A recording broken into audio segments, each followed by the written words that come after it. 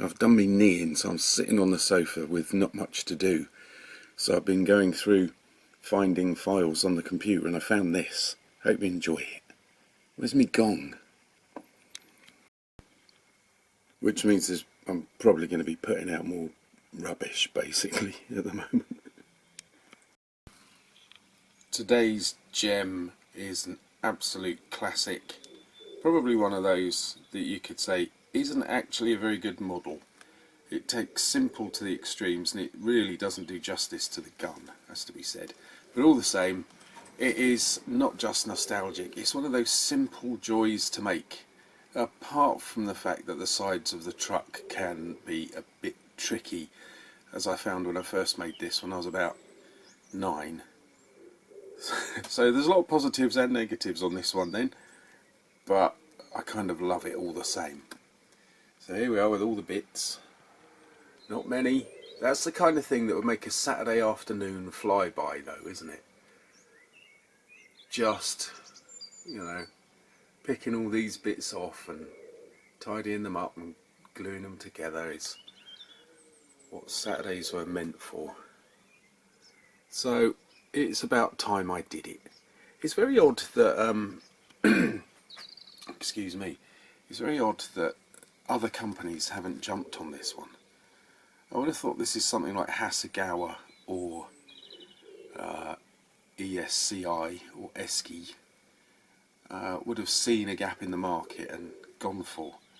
I mean, Hasegawa did the early version of the Churchill with the very rounded turret, and ESCI did the Bishop tank. So this should have been one that they'd have realised the potential of. Particularly in the first case, the truck is a fantastic vehicle, and in the other case you could really make a lot out of the gun and have a little crew with it. But no, I know people do make the truck and things, but time's passed and 1/72 doesn't seem to have a lot to offer on this one. So let's put it together and enjoy it for what it's worth. Nice bit of box art as well, even off in the distance. Very well done. Right, what should we do? Let's paint it. A bunch of parts in gloomy kind of undercoats for the time being, and I'll make a start, and as usual start with the cockpit, if you see what I mean, you know, standard fare. I was giving myself a hard time that when I made this as a kid, everything was a bit wonky, and I've only just started and I can see why. I think I have got the better of it, but basically your first parts, which are going to be the cornerstone of everything, don't really have anything to secure themselves together in a correct position. There's a tiny little ridge down the back of there. Oops. Tiny little ridge down the back of there that sits into, and that's got a very small lip on it, so they don't really do anything. So you're not going to get a right angle, or whatever angle you choose. So I kind of moved on to the next section, which is parts of the interior, because that central block stands a better chance of giving you an accurate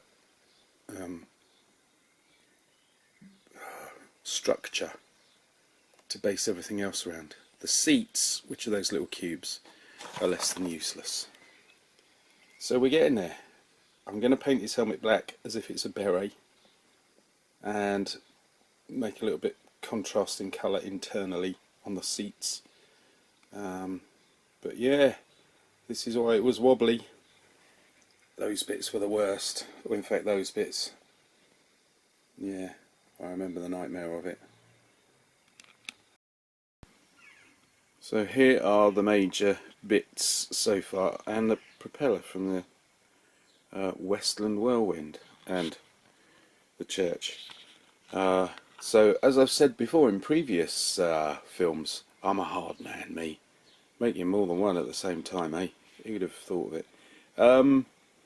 Just in case people from other parts of the world don't get it, that is irony, sarcasm, self-deprecation, and a complete awareness of one's ability to actually complete a model in any reasonable time. Yeah, know thyself, particularly in model making circles. Anyway, there it is. While this is drying and therefore stabilising, I was doing this, the underside, and doing it in a really dull grey, just as a base coat. I might add a bit of finesse to that, but then again I might not, because it's just an underside, isn't it? What's the underside of this like? Yeah. Undersides are often a dismal non-colour, aren't they? My car certainly is, anyway. So if you look at it, there's most of the parts. There's a few bits hiding over there. Whizzing through. It is a remarkably good underside, considering the failure of detail that goes with the artillery piece. But anyway, that was fun to do. Now that's my kind of wheel. You don't see it often. You certainly don't see it on aircraft very often. The one where you put the wheel into the tyre, or the tyre around the wheel. I like that because it helps with the painting for a start, but it also means it's adaptable, so you can have it with like a stripped off tyre or something, just if you wanted, you know, that kind of thing. But yeah, don't see it often enough. A number of parts are coming together now, or sections are coming together. Got the roof on, very gluey because it really didn't want to go. It was a not very cooperative piece, as I'm sure you can see. I'm not going to force it. Same goes for this. I don't remember this. I didn't remember this being a problem until I started on it, and then it all came back to me. I think I'm going to have to cut a section of this one to get it to fit. Then there's this bit. They went on very well and fooled me because the rest did not, and this one in particular I tried everything I could.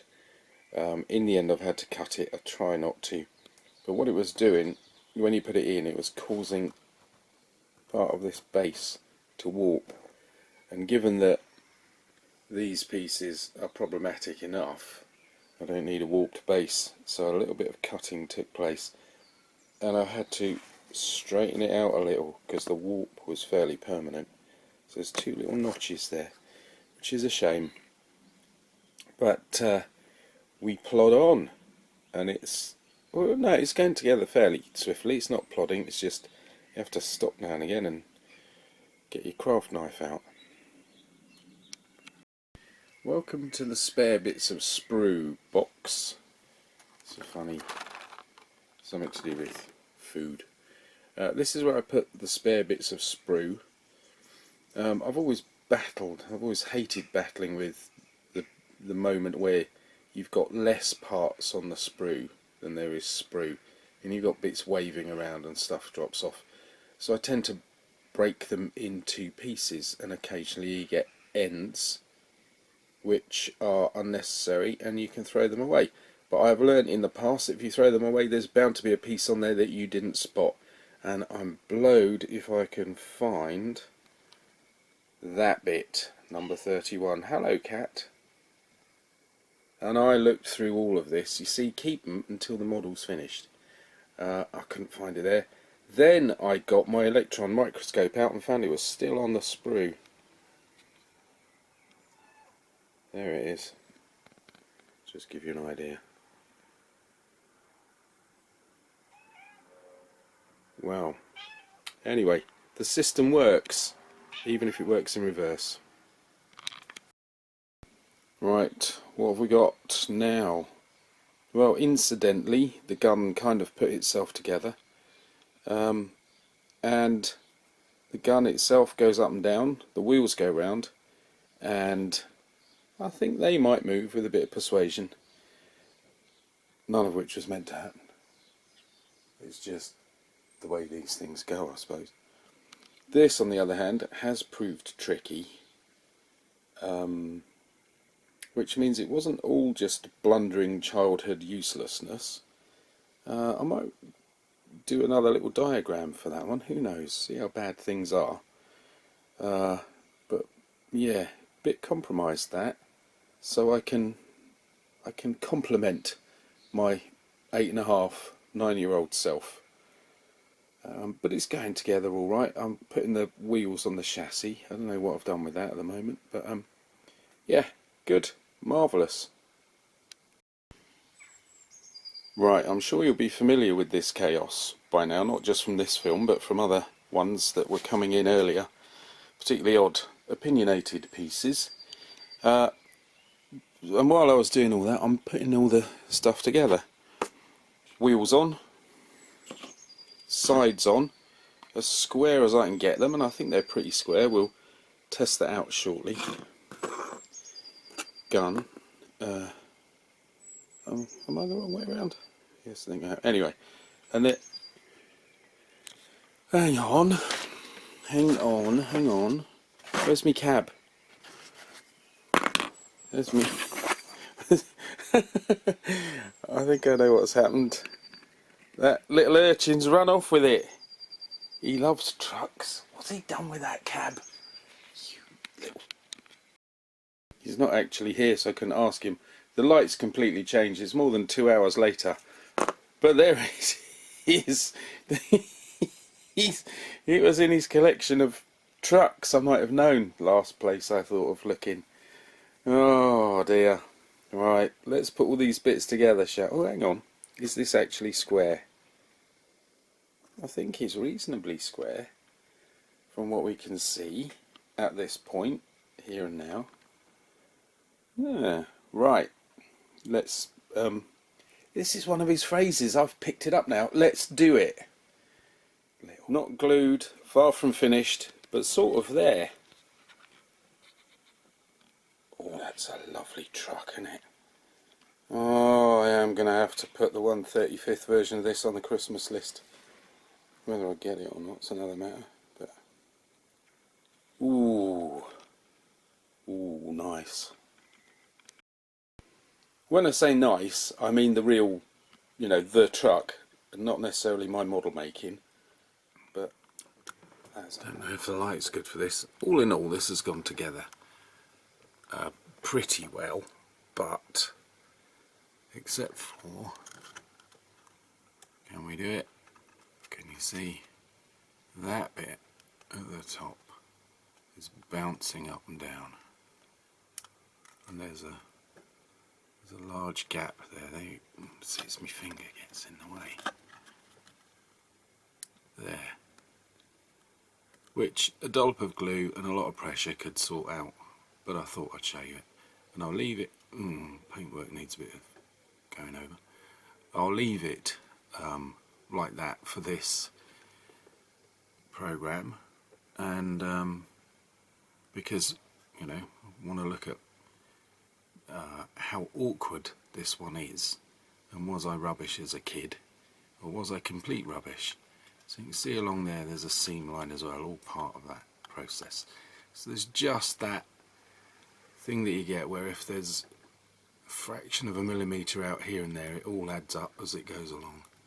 So there at the back, a little bit of a awkward fit.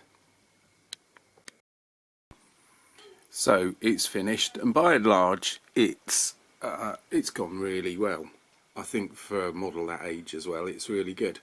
There is that problem of the what would be the canvas top, which I'm itching to do something about, but I feel I need to be forthright and honest with and show. Also, the weather's been terrible at the moment. It's cold, it's windy, and it's now misty, which isn't going to be any good for getting photographs. This is just going to topple over and roll away. And I feel like a bit of a change anyway, so here we are with this. It's a good model, actually, and with some care and attention, it could come out absolutely spot on. It is a shame that nobody else does this vehicle. And I've been spending pretty much all my time on the vehicle and not the gun. And I might actually do a little film about the gun separately. I think that would be a good idea, don't you? I did try and get... Oh, there is the gun. That's good news. Got some shots of it. Ooh, dramatic. The canvas top, I'm irritated by the paintwork as well, because it doesn't look like that in real life. It doesn't look like that through the back of the camera. But once it goes through a bit of a process, it started to look a bit weird. I've noticed that with a few other paint jobs. But anyway, there it is. I may come back to this one many moons later and tidy it up. But anyway, thanks for watching. I've got a bad knee. We may hear more from me shortly. Blah, blah, blah.